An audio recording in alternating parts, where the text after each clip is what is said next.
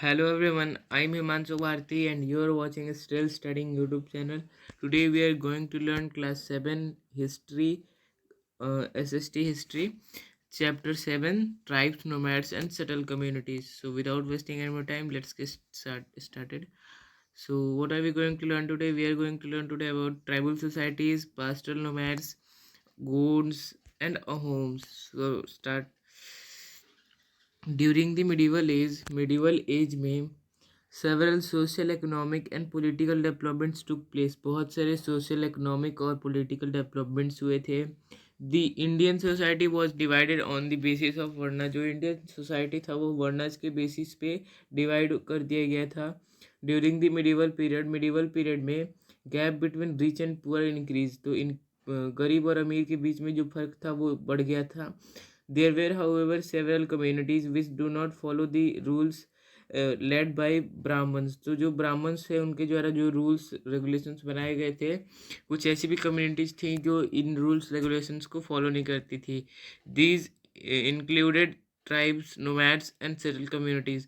तो इसी से ट्राइब्स बने, नोमैड्स बने और सेटल कम्युनिटीज़ बने. ये सब वही हैं जो रूल्स को फॉलो नहीं करते हैं, जो कि ब्राह्मण्स के द्वारा बनाए गए हैं. ट्राइबल सोसाइटीज़ क्या होती हैं? Tribes are people who do not follow norms led by society. तो ट्राइब्स क्या होते हैं? ट्राइब्स वो होते हैं जो कि नॉर्म्स यानी कि रूल्स रेगुलेशंस जो सोसाइटी के द्वारा बनाए गए हैं, अमीर और गरीब में फ़र्क, वरना ये सब चीज़ों को जो लोग फॉलो नहीं करते हैं वो ट्राइब्स हैं. मोस्ट ऑफ द ट्राइब्स, ज़्यादातर जो ट्राइब्स हैं वेयर डिपेंड ऑन एग्रीकल्चर. वो जो भी ज़्यादातर ट्राइब्स थे वो एग्रीकल्चर पे डिपेंड थे. Other were herders and hunter gatherers. तो और जो थे वो हंटर्स और गैदरर्स थे और चरवाहे थे. Tribes were even nomadic and moved from one place to another. तो जो कुछ ट्राइब्स ऐसे भी थे जो नोमैडिक थे. नोमैडिक का मतलब कि कोई मतलब ग्रुप ऑफ पीपल जो यहाँ से वहाँ मूव करता रहे, हमेशा मूव करता रहे, और अपना जो भी चीज़ उनको ख़रीदना वगैरह हो वो सब गाय मतलब अपने साथ एनिमल्स को भी साथ में मूव कराएं, और जो भी कुछ उनको ख़रीदना वगैरह हो तो वो अपने उनके पास जो भी चीज़ें होती थी उनको देकर एक्सचेंज कर लेते थे जो भी चीज़ें उन्हें चाहिए थी. ट्राइब्स वो हो गया. Many tribes lived in forest. मतलब बहुत सारे ट्राइब्स फॉरेस्ट में रहते थे, हिल्स में रहते थे, डेजर्ट्स में रहते थे, एंड अदर प्लेसेस, और भी कई जगहों पे रहते थे. Which were difficult to reach. जहाँ पहुँचना बहुत ही ज़्यादा मुश्किल हो. They preserved their culture and heritage through oral tradition. तो वो अपने कल्चर और हेरिटेज को ओरल ट्रेडिशन के द्वारा मतलब किसी को भी बताते वगैरह थे, मतलब वो लिखते नहीं थे कहीं पर भी. There were even clashes between tribes and powerful caste based societies. तो कभी कभी क्या था कि ट्राइब्स और जो भी कास्ट बेस्ड सोसाइटी है उन दोनों के बीच में मतभेद भी रहता था. मतभेद का मतलब थोड़ा सा बनता नहीं था उन लोगों में. Contemporary historians and travelers from medieval India hardly give any information about the tribes. तो जो कुछ लोग मतलब जो भी इतिहासकार हैं वो लोग या फिर जो लोग विदेश से आए हैं, हमारे देशों में ट्रैवल किए हैं और हमारे बारे में लिखा है, उन लोगों ने भी इन चीज़ को मेंशन किया है ट्राइब्स के बारे में. Many of the tribes emerged as politically powerful groups. तो जितने भी ट्राइब्स हैं उनमें से अधिकतर जो ट्राइब्स हैं वो पावरफुल हो गए थे, उनका ग्रुप पावरफुल हो गया था. Through their areas of influence and activities varied. तो वो लोग बहुत सारी जो ट्राइबल कम्युनिटीज़ थी वो उसमें से बहुत सारे लोग बहुत ज़्यादा पावरफुल हो गए थे. जैसे गोंड्स, होम्स, ये लोग बहुत ही ज़्यादा पावरफुल हैं. अब इनके बारे में धीरे धीरे इंट्रोडक्शन हो रहा है. सम ऑफ द पावरफुल ट्राइब्स, मतलब कि कुछ जो पावरफुल ट्राइब्स थे वे आर खोखर ट्राइब्स जो थे पंजाब के, वो बहुत ज़्यादा पावरफुल थे. लंगास एंड अरगुन्स इन मुल्तान में लंगास और अरगुन्स जो ट्राइब्स हैं वो लोग थे. और गाडीज़ इन हिमालयाज़ में गाडी एक ट्राइबल कम्युनिटी है, वो लोग भी पावरफुल थे. कोलीज एंड बेराड्स ऑफ गुजरात, गुजरात के कोलीस और बेराड्स भी पावरफुल थे। Gonds of Chhattisgarh, Bhil tribe in central India. तो ये जितने भी ट्राइबल कम्युनिटीज़ का मैंने नाम लिया वो सारे बहुत ही ज़्यादा पावरफुल हो गए थे समय के अनुसार। The tribal societies underwent a change as a result of interaction with Hindu and Islamic societies. तो ये जो ट्राइबल सोसाइटी हैं उनमें कुछ कुछ चेंजेस हुए हैं, जिससे कि क्या हुआ, वो मतलब ट्राइबल कम्युनिटी से कुछ लोग हिंदू बन गए, कुछ लोग मुस्लिम बन गए, और ये सारे चेंजेस हुए। अब है pastoral nomads. The pastoral nomads moved from one place to another with their herd of animals। जो pastoral nomads होते थे वो एक जगह से दूसरी जगह मूव करते थे अपने एनिमल्स के झुंड के साथ। They survived on milk products and exchange ghee, wool etcetera. तो वे लोग डिपेंड होते थे दूध पे, या फिर मतलब दूध से जो घी निकलता है उससे, वूल से मतलब एनिमल से जो वूल मिल रहा है, उन्हीं सारी चीज़ों पे डिपेंड रहते थे। With farmers for grains, cloth, utensils etcetera. तो उनके साथ कुछ फार्मर्स भी थे जो अनाज वगैरह उगा देते थे रास्ते में और खाते चलते थे ये लोग। वैसा होता था इन लोगों का। The most important trader nomad were Banjaras. मतलब जो बहुत ही ज़्यादा इम्पोर्टेंट हैं ट्रेडर नोमैड्स, मतलब मूव करने वाले जो लोग हैं ट्राइबल कम्युनिटीज़, उनमें बंजाराज हैं। देयर कारवन वाज कॉल्ड टांडा, और उनका जो कारवन था उनको टांडा कहा जाता था। Sultan Alauddin Khilji used Banjaras to move grain to the city markets.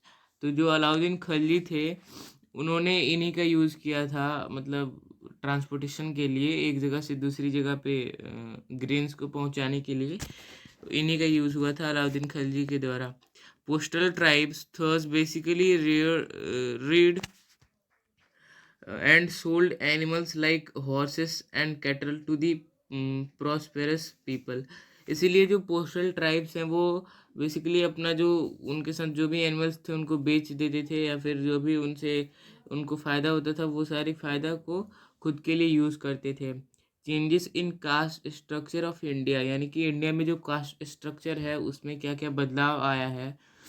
In the fields of trade और एग्रीकल्चर में there emerge a multi caste population in many villages. यहाँ पर बहुत ही ज़्यादा मतलब कोई भी उनका जो भी ऑक्यूपेशन है, वो जो भी चीज़ें कोई भी लोग हैं, मतलब कोई भी आदमी वो जो भी चीज़ें करते हैं उनके हिसाब से उनको मल्टी कास्ट में बांट दिया गया है। मतलब कास्ट के अंदर भी जातीज में बांट दिया गया है, सब कास्ट जिसको कहा जाता है। सूफी एंड भक्ति movement preached equally between different caste और एंड रिलीजियस ग्रुप्स। तो जो सूफी है या फिर भक्ति है, वो जो मूवमेंट है वो भी सारे लोगों में पहुंच गया है, बराबर बराबर सारे मतलब रिलीजियंस में वगैरह वगैरह, ये सारे जितने कास्ट वगैरह हैं उनमें सब में भक्ति या फिर सूफी मूवमेंट पहुंच गया है। इंटर कास्ट मैरिजेस, मतलब कि कास्ट के अंडर में मैरिज करना, started between Rajput and Muslim nobles. तो मुस्लिम और नोबल्स में और राजपूत में शादी होना चालू हो गया था। With the growth of economy के ग्रोथ के साथ न्यू जाति एंड वर्णा इमर्ज। तो नए नए जाति आ गए, वर्णा आ गए।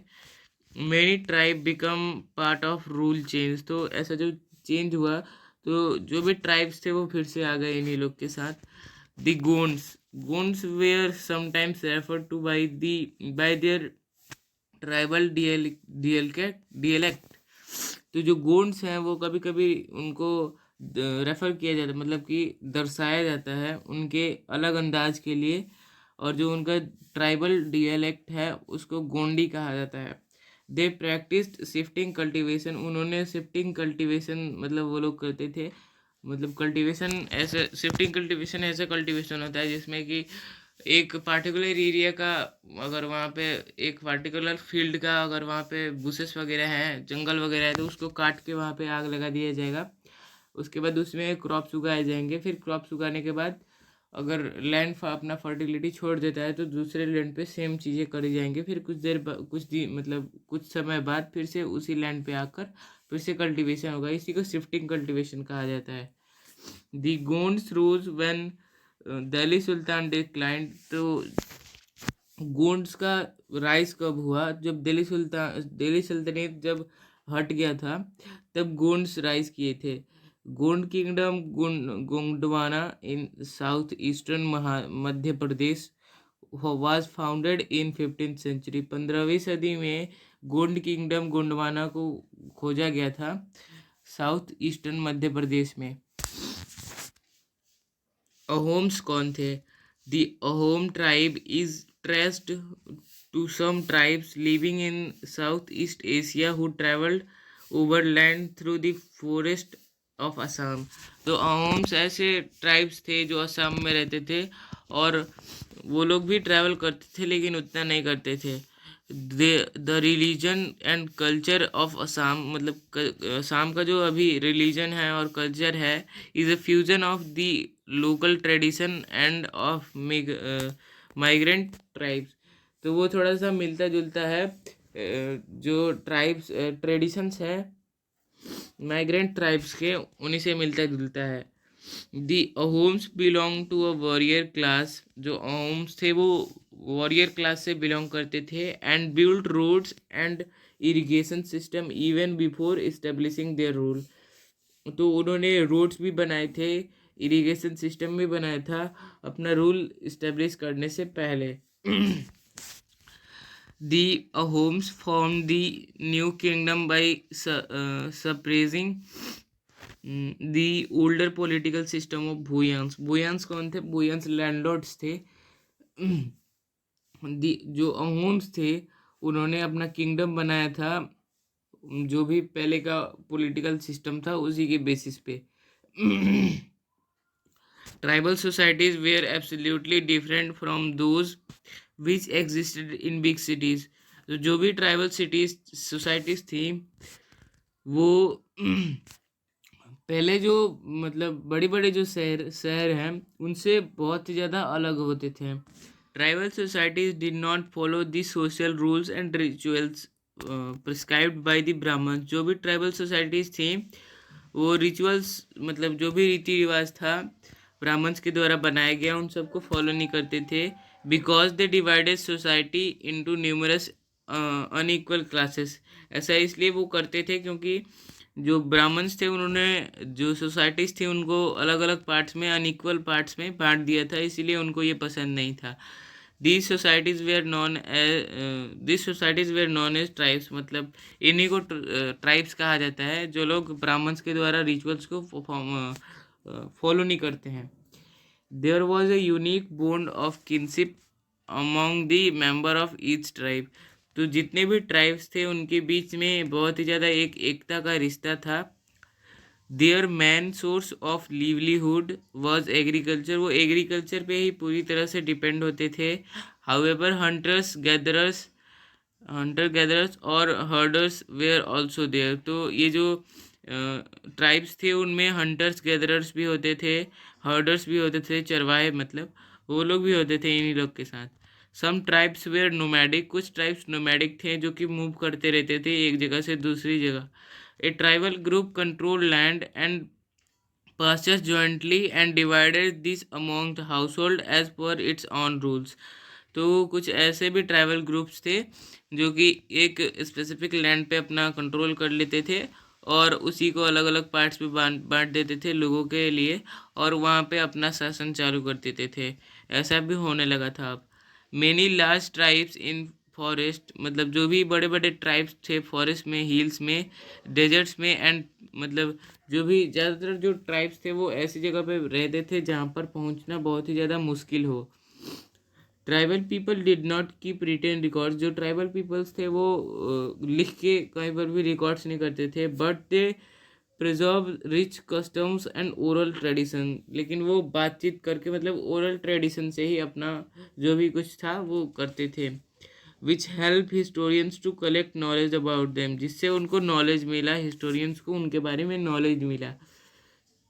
Tribal people were spread in among almost every region of the subcontinent. जो ट्राइबल पीपल थे वो मतलब सब कॉन्टिनेंट के लगभग सारे हिस्सों में फैले हुए थे। Some powerful tribes control large territories. तो कुछ ऐसे भी ट्राइब्स थे वो जो बड़े बड़े टेरिटरीज के ऊपर अपना कंट्रोल करके रखे हुए थे। In Punjab the Khokhar tribe was the very influencer during the 13th and 14th century. तो जो पंजाब में जो खोखर ट्राइब है वो लोग भी बहुत ही ज़्यादा इन्फ्लुएंशियल था 13वीं और 14वीं सदी में। इन्फ्लुएंसर मतलब कि important.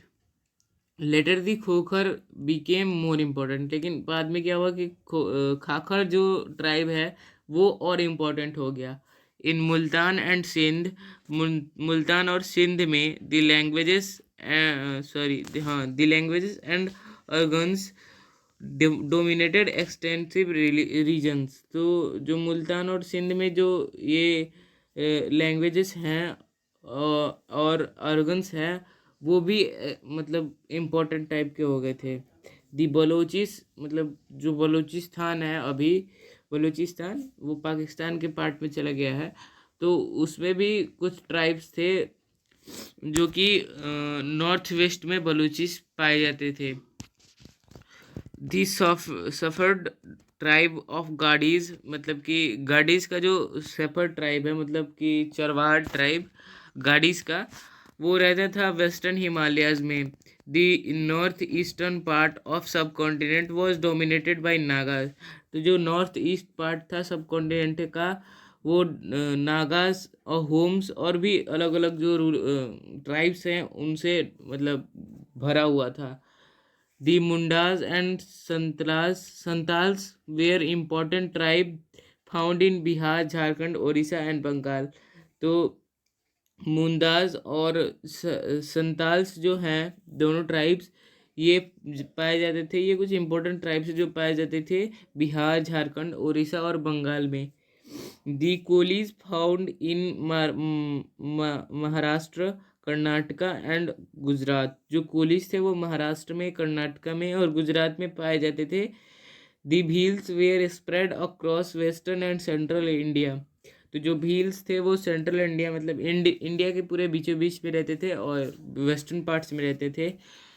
The Gonds lived in Chhattisgarh, Madhya Pradesh, Maharashtra and Andhra Pradesh. जो गोंड्स थे वो छत्तीसगढ़ में पाए जाते थे, मध्य प्रदेश में, महाराष्ट्र में और आंध्र प्रदेश में ये पाए जाते थे। Nomadic pastoralists lived on milk and other pastoral products. जो नोमैडिक पास्टोरलिस्ट थे मतलब जो लोग मूव करते रहते थे इधर से उधर अपने अपने हर्ड के साथ, अपने झुंड के साथ एनिमल्स के, वो पूरी तरह से डिपेंड होते थे जो भी प्रोडक्ट एनिमल्स के द्वारा आता था, जैसे मिल्क और भी जो प्रोडक्ट हैं जो उनके एनिमल्स प्रोड्यूस करते थे उन्हीं पे ये पूरी तरह से डिपेंड होते थे।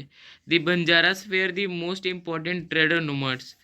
तो जो बंजारास हैं वो सबसे ज़्यादा इम्पॉर्टेंट नोमैड्स हैं, ट्रेडर नोमैड्स। स्मॉलर कास्ट और जाति emerged with the growth of society. Society जैसे जैसे सोसाइटी में ग्रोथ होते गया वैसे वैसे कुछ छोटी छोटी जाति मतलब सब कास्ट बनते गए। Smith, carpenter and masons were recognised as separate जाति। तो जो लोहार होते थे, जो कारपेंटर होते थे और जो मैसन्स होते थे उनको अलग जाति में डोनेट रिकॉग्नाइज किया जाने लगा। अमॉन्ग दी क्षत्रियाज में new Rajput clans become. Clans क्या होते हैं? क्लेन्स होते हैं ग्रुप ऑफ फैमिलीज जो कि एक ही मतलब किसी भी एक ही पूर्वज से बिलोंग करें, ऐसे ग्रुप ऑफ फैमिलीज को कहा जाता है क्लेन्स। तो अमॉन्ग दिस क्षत्रियाज में new Rajput clans become powerful by the 11th and 12th century. तो राजपूत जो क्लैन है वो पावरफुल हो गया था 11वीं और 12वीं सदी में। They belong to different lineages such as Hunas, Chandelas, Chalukyas etcetera. तो वो लोग अलग थे, जो हुनास थे, चालुक्यास थे, चंदेलास थे, इन लोग से ये अलग थे Rajput. Some of these had been tribes earlier. इसमें से कुछ ट्राइब्स बन गए थे। Many of these clans came to regarded as Rajput. इसमें से जो कुछ क्लैन्स हैं वो राजपूत बन गए थे। The rise of Rajput clans मतलब राजपूत क्लेन्स में जो राइज हुआ था to the position of the ruler मतलब रूलर के पोजीशन पे। Set an example of the tribe people to follow. तो कुछ ट्राइब पीपल उसको फॉलो करते थे, मतलब कुछ ट्राइब जो ज़्यादा पावरफुल ट्राइबल पीपल होते थे वो राजपूत डिक्लेयर कर देते थे खुद को, और कुछ मतलब कुछ जो उनसे कम पावरफुल होते थे वो उनको फॉलो करने लगते थे, ऐसा ही होता था। The Gonds lived in a vast forested region known as गोंडवान। तो एक गोंड नाम का ट्राइब था जो कि मतलब एक बड़े से जंगल में रहता था, और उस एरिया को कहा जाता था गोंडवान, उनके किंगडम को गोंडवान कहा जाता था। दे प्रैक्टिस्ड शिफ्टिंग कल्टीवेशन, उन्होंने शिफ्टिंग कल्टीवेशन किया था, मैंने शिफ्टिंग कल्टीवेशन के बारे में पहले बताया था। The large Gond tribe was further divided into many smaller clans. तो जो गोंड ट्राइब था उसको अलग अलग क्लेन्स में बांटा गया था। Each clan had its own raja और राय।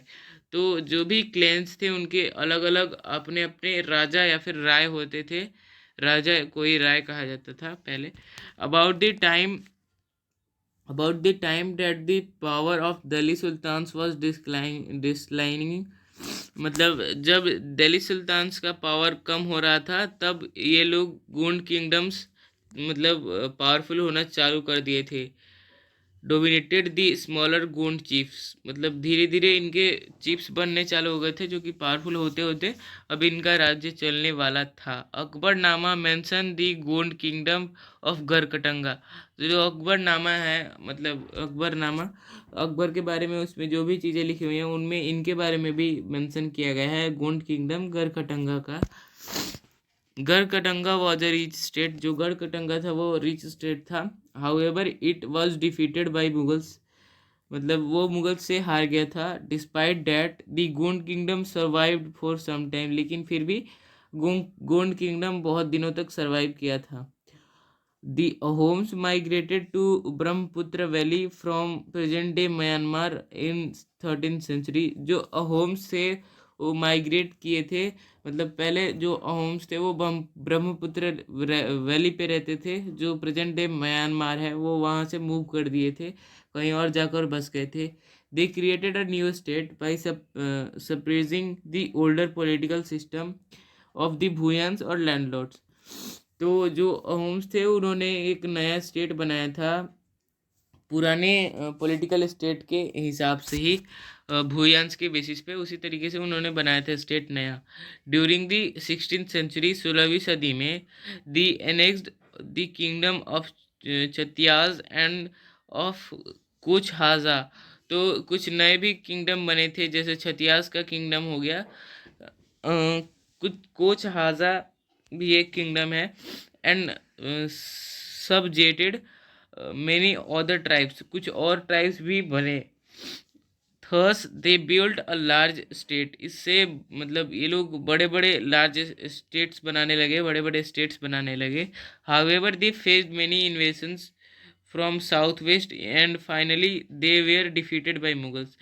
तो ये जो जो भी ट्राइब्स थे जिनके बारे में बताया गया अभी, वो लोग बहुत सारे प्रॉब्लम्स को फेस किए, मतलब उन्होंने बहुत सारे युद्ध लड़ा लेकिन बाद में वो हार गए मुगल्स के द्वारा। Society was divided into clans और खेल्स। जो अहोम सोसाइटी था वो क्लेन्स में या फिर खेल्स में डिवाइड था। The society was very sophisticated, तो जो सोसाइटी था वो बहुत ही ज़्यादा सोफिस्टिकेटेड था। The Ahoms worshipped their own tribal gods, तो जो अहोम्स थे वो अपने ही ट्राइबल गॉड्स की पूजा करते थे।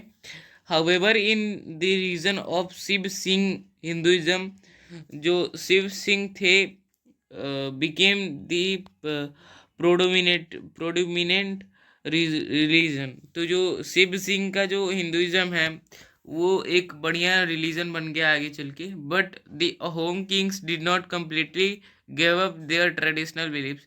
जो अहोम्स थे वो शिव सिंह के हिंदुइज्म पे मतलब शिफ्ट हो गए कह सकते हैं, लेकिन वो अपने पुराने जो ट्रेडिशन था उनका पूरी तरह से उनको भूले नहीं, थोड़ा बहुत था। तो इसी के साथ हमारा आज का टॉपिक ख़त्म होता है, चैप्टर भी ख़त्म होता है। मिलेंगे आपसे नेक्स्ट वीडियो में। कोई गलती हो तो सॉरी, आप मेरी गलती को कमेंट बॉक्स में लिख सकते हैं। मिलेंगे आपसे नेक्स्ट वीडियो में, तब तक के लिए बाय।